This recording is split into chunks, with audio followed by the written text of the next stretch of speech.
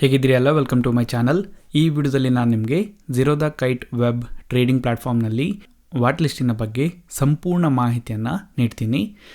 What ಲಿಸ್ಟಲ್ಲಿ ನಾವು ಸಿಂಬಲ್ಗಳನ್ನು ಹೇಗೆ add ಮಾಡೋದು, ಅವುಗಳನ್ನು ನಮಗೆ ಬೇಕಾದ ಹಾಗೆ ಹೇಗೆ ಸೆಟ್ಟಿಂಗ್ ಮಾಡ್ಬೋದು, ಯಾವ್ಯಾವ ಫೀಚರ್ಗಳು ನಮಗೆ ಇಲ್ಲಿ ಸಿಗ್ತವೆ, ಈ ಎಲ್ಲ ಮಾಹಿತಿಯನ್ನು ನಾವು ನೋಡೋಣ.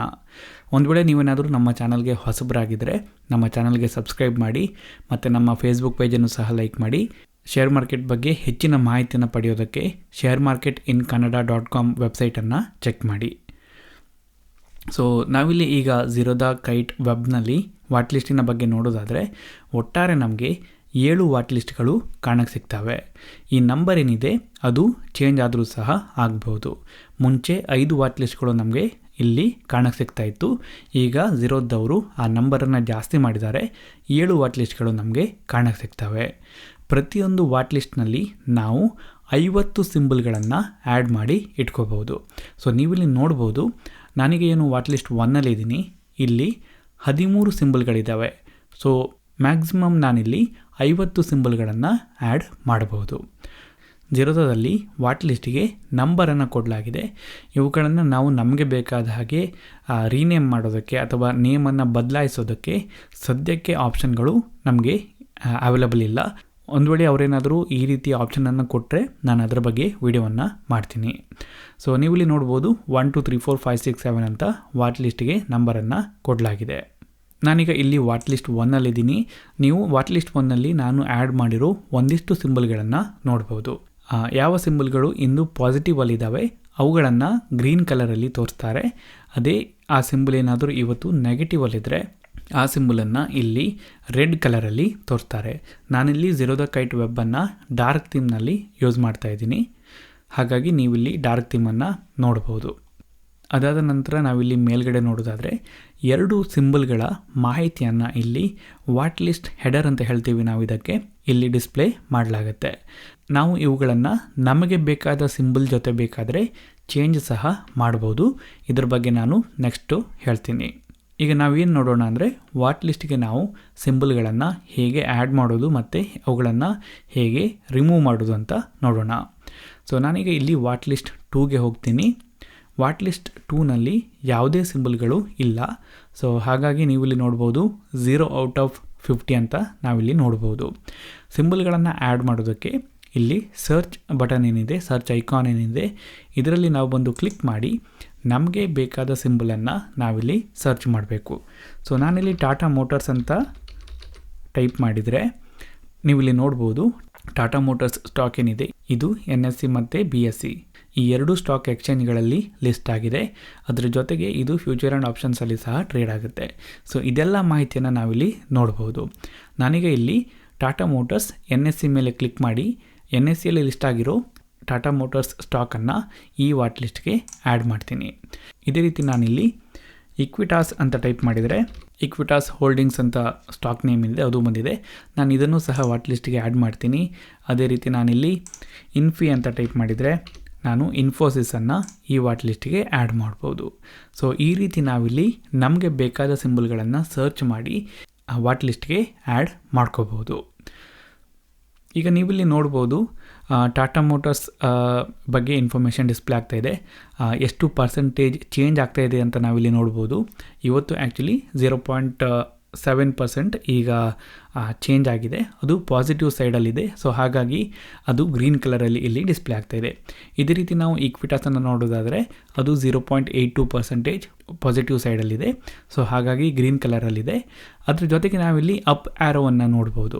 ಈ ಅಪ್ ಆ್ಯರೋ ಏನು ಡಿನೋಟ್ ಮಾಡುತ್ತೆ ಅಂದರೆ ಸ್ಟಾಕ್ ಏನಿದೆ ಇದು ಇವತ್ತು ಪಾಸಿಟಿವ್ ಸೈಡಲ್ಲಿ ಮೂವ್ ಆಗ್ತಾಯಿದೆ ಅಂತ ಹೇಳಿ.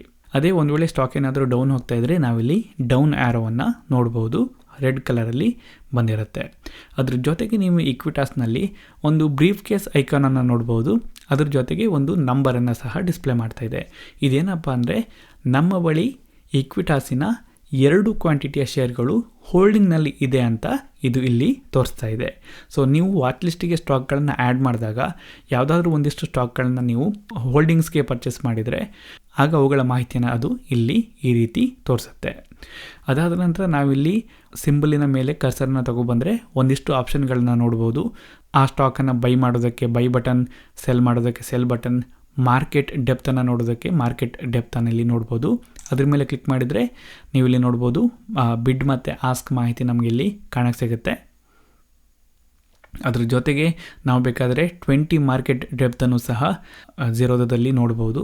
ಮತ್ತು ಅದ್ರ ಜೊತೆಗೆ ಓಪನ್, ಲೋ, ವಾಲ್ಯೂಮ್ ಈ ರೀತಿ ಎಲ್ಲ ಮಾಹಿತಿಯನ್ನು ನಾವಿಲ್ಲಿ ನೋಡ್ಬೋದು. Upper circuit value, lower circuit value ಅದೆಲ್ಲ ಇನ್ಫಾರ್ಮೇಷನ್ ಇಲ್ಲಿ ಡಿಸ್ಪ್ಲೇ ಆಗುತ್ತೆ. ಈ ಮಾರ್ಕೆಟ್ ಡೆಪ್ತನ್ನು ಹೈಡ್ ಮಾಡೋದಕ್ಕೆ ನಾವು ಪುನಃ ಇಲ್ಲಿ ಮಾರ್ಕೆಟ್ ಡೆಪ್ತ್ ಮೇಲೆ ಕ್ಲಿಕ್ ಮಾಡಿದರೆ ಆಗ ಅದು ಹೈಡ್ ಆಗುತ್ತೆ. ಅದರ ಜೊತೆಗೆ ಚಾರ್ಟನ್ನು ಓಪನ್ ಮಾಡೋದಕ್ಕೆ ಇಲ್ಲಿ ಐಕಾನ್ ಸಹ ಸಿಗುತ್ತೆ. ಇದ್ರ ಮೇಲೆ ಕ್ಲಿಕ್ ಮಾಡಿದರೆ ರೈಟ್ ಸೈಡಲ್ಲಿ ಆ ಸಿಂಬಲಿನ ಚಾರ್ಟ್ ಓಪನ್ ಆಗುತ್ತೆ. ಅದರ ಜೊತೆಗೆ ಈ ಸ್ಟಾಕನ್ನು ಈ ವಾಟ್ ಲಿಸ್ಟಿಂದ ಡಿಲೀಟ್ ಮಾಡೋದಕ್ಕೆ ಡಿಲೀಟ್ ಬಟನನ್ನು ನಾವು ಇಲ್ಲಿ ನೋಡ್ಬೋದು. ಇದ್ರ ಮೇಲೆ ಕ್ಲಿಕ್ ಮಾಡಿದರೆ ಈ ಸ್ಟಾಕ್ ಏನಿದೆ ಅದು ಈ ವಾಟ್ ಲಿಸ್ಟಿಂದ ಡಿಲೀಟ್ ಆಗುತ್ತೆ. ಅದ್ರ ಜೊತೆಗೆ 3 ಡಾಟ್ಸನ್ನು ನಾವಿಲ್ಲಿ ನೋಡ್ಬೋದು. ಇದು ಮೋರ್ ಅಂತ ಹೇಳುತ್ತೆ. ಅದ್ರ ಮೇಲೆ ಕ್ಲಿಕ್ ಮಾಡಿದರೆ ನಮಗೆ ಒಂದಿಷ್ಟು ಎಕ್ಸ್ಟ್ರಾ ಇನ್ಫಾರ್ಮೇಷನ್ಗಳು ಕಾಣಕ್ಕೆ ಸಿಗ್ತವೆ.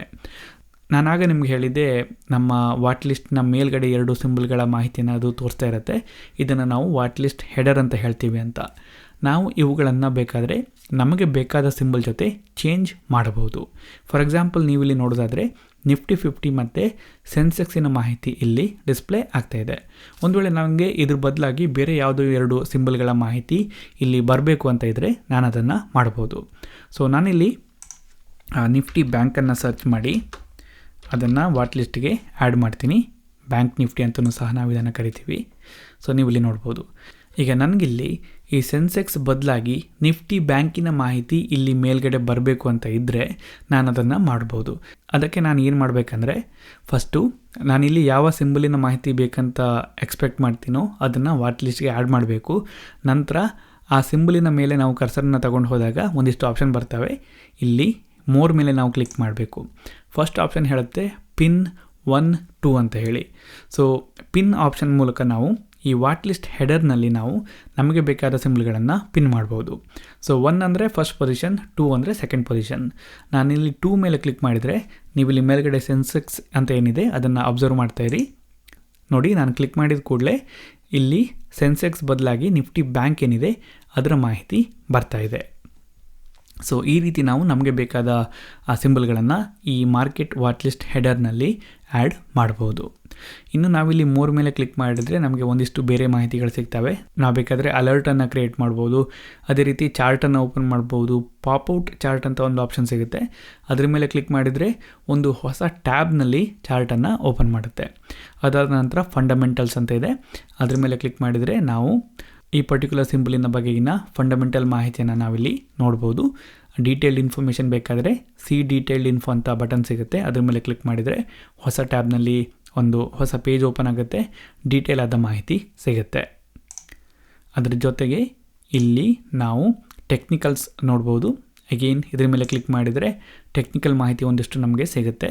ನಾವಿಲ್ಲಿ ನಮಗೆ ಬೇಕಾದ ಹಾಗೆ ಇನ್ಫಾರ್ಮೇಷನನ್ನು ನೋಡ್ಬೋದು.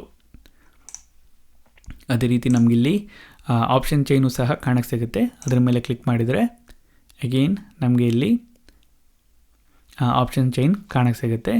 ನಾವು ನಮಗೆ ಬೇಕಾದ ಎಕ್ಸ್ಪೈರಿನ ಸೆಲೆಕ್ಟ್ ಮಾಡೋ ಮೂಲಕ ಆಪ್ಷನ್ ಚೈನನ್ನು ನೋಡ್ಬೋದು. ಫುಲ್ ಆಪ್ಷನ್ ಚೈನ್ ಡೀಟೇಲ್ಸ್ ಬೇಕಾದರೆ ಫುಲ್ ಆಪ್ಷನ್ ಚೈನ್ ಬಟನ್ ಮೇಲೆ ಕ್ಲಿಕ್ ಮಾಡಿ ಹೊಸ ಟ್ಯಾಬ್ನಲ್ಲಿ ಓಪನ್ ಆಗುತ್ತೆ. ಹೆಚ್ಚಿನ ಮಾಹಿತಿ ನಿಮಗೆ ಕಾಣಕ್ಕೆ ಸಿಗುತ್ತೆ. ಈಗ ನಾನಿಲ್ಲಿ ಈ ಸಿಂಬಲ್ ಮೇಲೆ ಕರ್ಸರ್ ತಗೊಬಂದು ಡಿಲೀಟ್ ಮೇಲೆ ಕ್ಲಿಕ್ ಮಾಡಿದರೆ ನೋಡಿ, ವಾಟ್ ಲಿಸ್ಟಿಂದ ಆ ಪರ್ಟಿಕ್ಯುಲರ್ ಸಿಂಬಲ್ ಏನಿದೆ ಅದು ಡಿಲೀಟ್ ಆಗುತ್ತೆ. ಸೊ ಇದೇ ರೀತಿ ನಾವು ನಮಗೆ ಬೇಕಾದ ಹಾಗೆ ವಾಟ್ ಲಿಸ್ಟ್ಗಳಲ್ಲಿ ಸಿಂಬಲ್ಗಳನ್ನು ಆ್ಯಡ್ ಮಾಡ್ಕೋಬೋದು. ನಾವು ನಮಗೆ ಬೇಕಾದ ಆರ್ಡರ್ನಲ್ಲಿ, ನಮಗೆ ಬೇಕಾದ ರೀತಿಯಲ್ಲಿ, ನಮಗೆ ಬೇಕಾದ ರಿಲೇಟೆಡ್ ಸಿಂಬಲ್ಗಳನ್ನು ಬೇಕಾದರೆ ಆ್ಯಡ್ ಮಾಡಿ ಇಟ್ಕೋಬೋದು. ಸೊ ಈಗ ನಾವು ಇಲ್ಲಿ ಕೆಳಗಡೆ ನೋಡೋದಾದರೆ ನಾನೀಗ ಇಲ್ಲಿ ವಾಟ್ ಲಿಸ್ಟ್ 1ಗೆ ಹೋಗ್ತೀನಿ.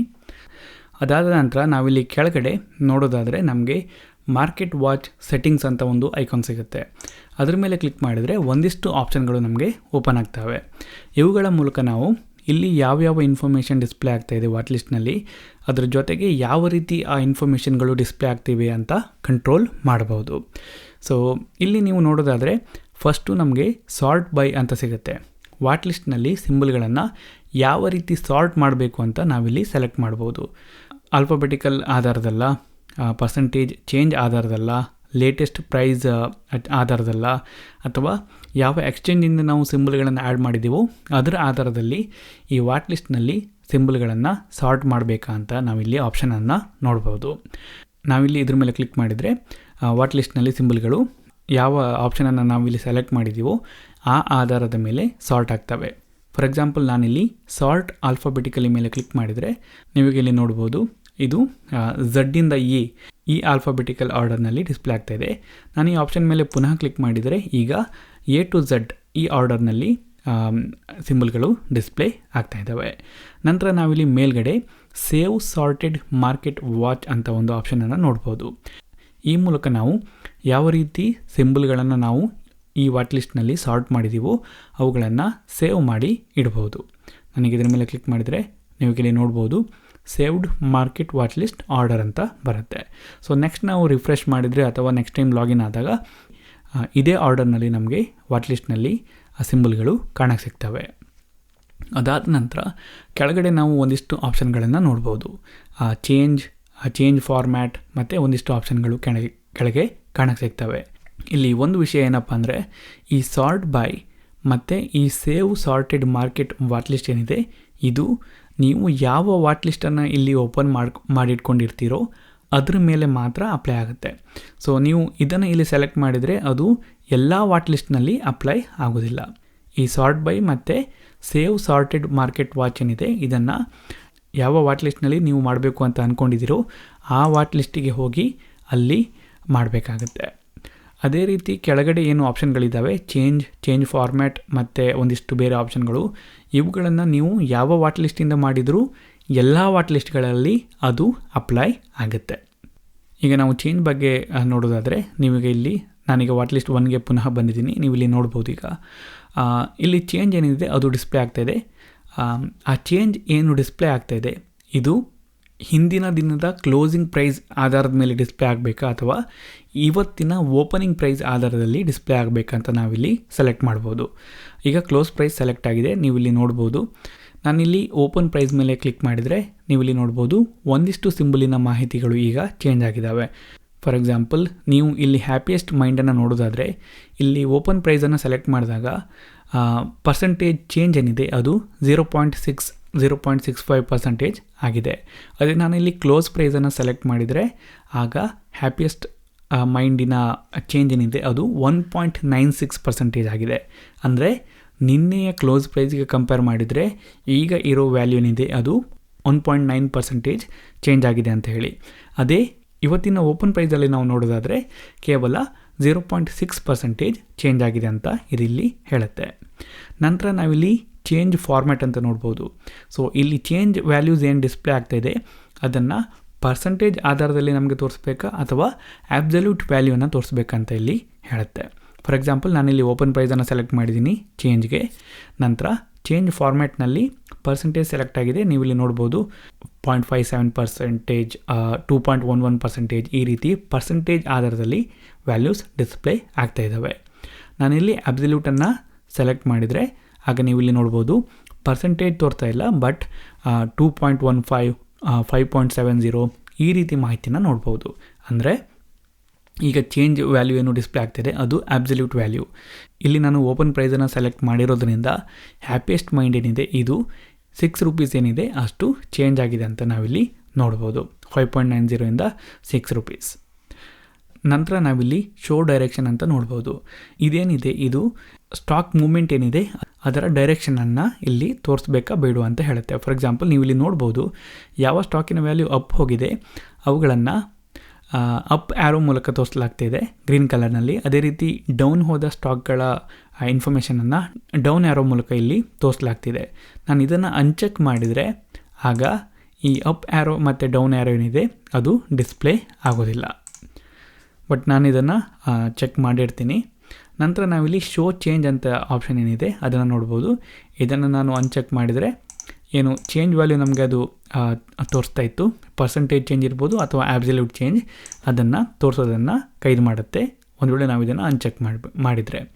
ನಾನು ಇದನ್ನು ಅನ್ಚೆಕ್ ಮಾಡೋದಿಲ್ಲ, ಚೆಕ್ ಮಾಡ್ತೀನಿ. ನಂತರ ಶೋ ಹೋಲ್ಡಿಂಗ್ಸ್ ಅಂತ ಒಂದು ಆಪ್ಷನ್ ಇದೆ.